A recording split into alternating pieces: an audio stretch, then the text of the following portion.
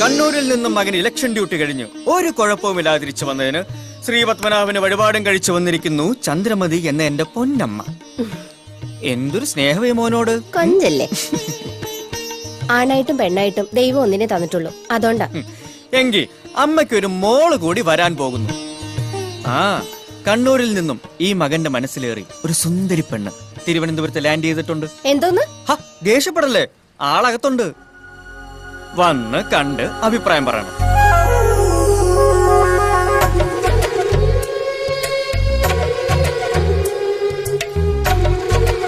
എങ്ങനെയുണ്ട്? അമ്മയുടെ അനുഗ്രഹത്തോടെ ഞാൻ ഇവളെ ഇങ്ങോട്ട് കൊണ്ടുവരാൻ പോവാ. മതി, എനിക്കൊന്നും കേക്കണ്ട. കുറച്ച് കൂടുന്നുണ്ട് നിനക്ക്. അയ്യോ, അവിടെ നിക്ക്. അമ്മയിൽ നിന്ന് എന്തെങ്കിലും ഈ മകൻ ഇതുവരെ ഒളിച്ചു വെച്ചിട്ടുണ്ടോ? ഇല്ല. എന്തെങ്കിലും പേരുദോഷം ഉണ്ടാക്കിയിട്ടുണ്ടോ? ഇല്ലേ ഇല്ല. നന്നായി പഠിച്ചു, നല്ല പ്രായത്തിൽ തന്നെ ഒരു വെറ്റിനറി ഡോക്ടറായി ജോലിയും മേടിച്ചു.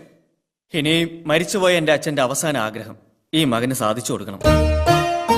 അതെ, മരിക്കുന്നതിന് മുമ്പ് അമ്മ കേൾക്കാതെ അച്ഛൻ എന്നോട് പറഞ്ഞു, എത്ര മനോഹരമായ നാടാണ് മലബാർ, പ്രത്യേകിച്ച് കണ്ണൂർ.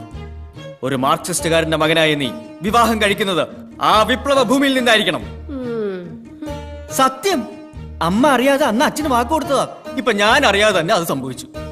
ഒറ്റ നോട്ടത്തിൽ തന്നെ ആ കുട്ടി എനിക്ക് ഇഷ്ടായി. First impression is the best impression, അല്ലേ അമ്മേ? Best impression. കള്ളം പറഞ്ഞ് വലിപ്പിക്കുന്ന കാര്യത്തിൽ നീ അച്ഛന്റെ മോൻ തന്നെയാ. അപ്പൊ അമ്മയ്ക്ക് ഇഷ്ടായി. നേരാണ് അമ്മേ, ആ കുട്ടിയെ എനിക്ക് ഒരുപാട് ഇഷ്ടമായി, എന്റെ അമ്മയെ പോലെ.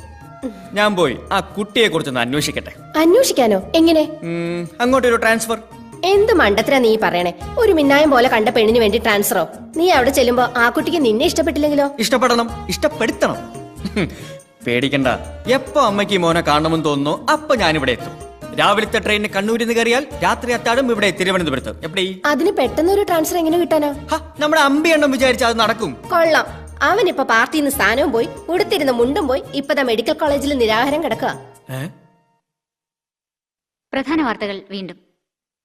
തലസ്ഥാനത്ത് ഗ്രൂപ്പ് യോഗത്തെ തുടർന്നുണ്ടായ സംഘടനത്തിൽ തന്റെ ഉടുമുണ്ട് ഉരിഞ്ഞെടുത്തതിൽ പ്രതിഷേധിച്ച് നിരാഹാരം അനുഷ്ഠിക്കുകയായിരുന്ന അംബുജാക്ഷൻ ഹൈക്കമാൻഡിന്റെ അഭ്യർത്ഥന മാനിച്ച് സമരം അവസാനിപ്പിക്കാൻ തയ്യാറായി. നമസ്കാരം. നമസ്കാരം. മുണ്ട് ഉരിഞ്ഞതിനെതിരെ താങ്കളുടെ പ്രതികരണം എന്താണ്? എന്റെ മുണ്ടുരിഞ്ഞവനെ പാർട്ടിയിൽ ഫ്ലാറ്റാക്കി ഫ്ലാറ്റിലിരുത്തും. 3 ദിവസമായി മുണ്ടുടുക്കാതെ സമരം തുടരുന്ന അംബുജാക്ഷനെ പ്രസിഡന്റ് പാർട്ടിക്ക് വേണ്ടി മുണ്ടുടുപ്പിച്ചു.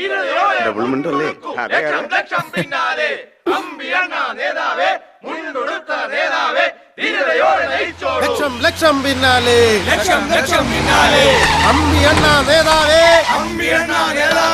ഞങ്ങളുടെ ഓമന നേതാവേ, മുണ്ടുടുത്ത നേതാവേ, മുണ്ടുടുത്ത നേതാവേ, ധീരതയോടെ നയിച്ചോളൂ, ലക്ഷം ലക്ഷം പിന്നാലെ. പ്രിയപ്പെട്ട എന്റെ സഹപ്രവർത്തകരെ, എനിക്കൊന്നേ പറയാനുള്ളൂ. ഇന്ന് എന്റെ മുണ്ട് ഊരിയെങ്കിൽ നാളെ നിങ്ങളുടെ അണ്ടർവെയർ ഊരുമെന്ന് ഞാൻ പ്രസ്താവിക്കുന്നു. മതി മതി, ഇനിയിപ്പോ എല്ലാവരും സ്വന്തം വീട്ടിൽ പോയി ആഹാരം കഴിച്ചിട്ട് പോവാ. ഞാൻ ഒന്ന് വിശ്രമിക്കട്ടെ. അപ്പൊ ഊണില്ലേ? ഒന്ന് പോടെ. ചേച്ചമ്മേ, എന്തെങ്കിലും കഴിക്കാനെടുക്ക്.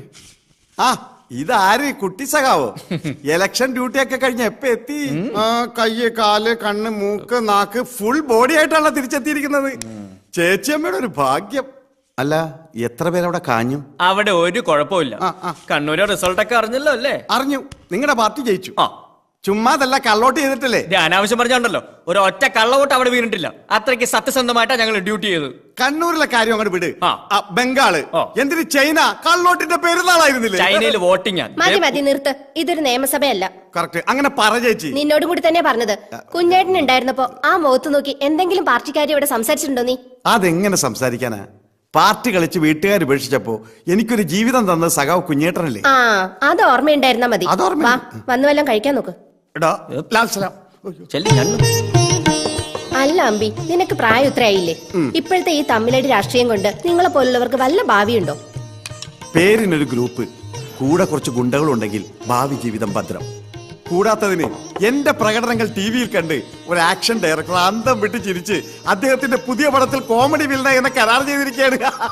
അപ്പൊ ഇനി കതറ് വിട്ട് ശുപാർശക്കായി സെക്രട്ടേറിയറ്റിലോട് ചെന്ന അവന്മാര് ചവിട്ടി പുറത്താക്കും. നോക്കിക്കോ, അണ്ണന്റെ വരുമാനവും സെക്രട്ടേറിയറ്റിലെ പിടിപാടും ഇതോടെ ക്ലോസ്. ഞൊട്ടും. ഏതവൻ ഭരിച്ചാലും സെക്രട്ടേറിയറ്റിന്റെ തീറാധാരവി അമ്പയണ്ണന്റെ കയ്യിൽ തന്നെ. തെളിയിക്കണ? വേണം.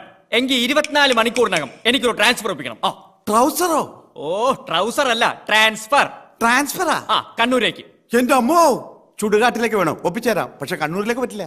നടക്കോ ഇല്ലയോ ഇപ്പൊ അറിയണം. വെല്ലുവിളിയാണോ? ആ. എങ്കിൽ നടക്കും. സ്വന്തക്കാരനാണെങ്കിലും നിന്നെ വിശ്വസിക്കാൻ കൊള്ളില്ല, നീ മറ്റേ പാർട്ടിയാ. അപ്പൊ കണ്ണൂരിലേക്ക് ഒരു ട്രാൻസ്ഫർ ഏറ്റു.